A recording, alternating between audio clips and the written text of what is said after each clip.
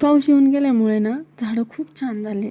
मस्त अशी फुलं पण फुलली होती. कारण ना उन्हामुळे ना खूप झाडं सुकली होती. आणि मधुमालतीच्या वेळेला तर एवढे छान फुलं फुलले होते ना, मस्त.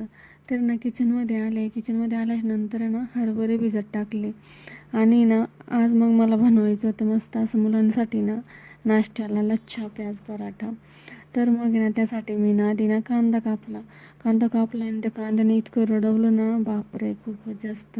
आणि मग आहे ना कांदा आहे ना मस्त असा ना त्याच्यामध्ये धुवून घेतला. त्याच्यामध्ये लाल तिखट, हळद, चाट मसाला, ठेचलेला लसूण, थोडे मॅगी मसाला, जिरं, ओवा, मीठ टाकून मस्त सगळं मिश्रण ना असं एकत्र करून घेतलं. आणि ना एका चपाती लाटून घेतली आणि चपातीवरती ना ते पूर्ण जे मिश्रण आहे ना ते ना पसरून ना रोल करून घेतला. आणि रोल केल्याच्या नंतर ना डबल ना ती ना जशी आपण चपाती लाटतो ना तसं लाटून घेतलं.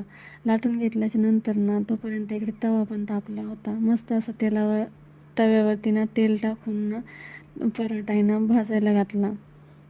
भाजल्याच्या नंतर ना त्याच्यात तूप पण टाकू शकतो आपण. मस्त असा ना पराठा ना भाजून तयार झाला होता.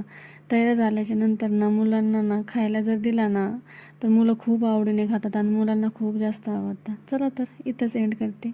बाय.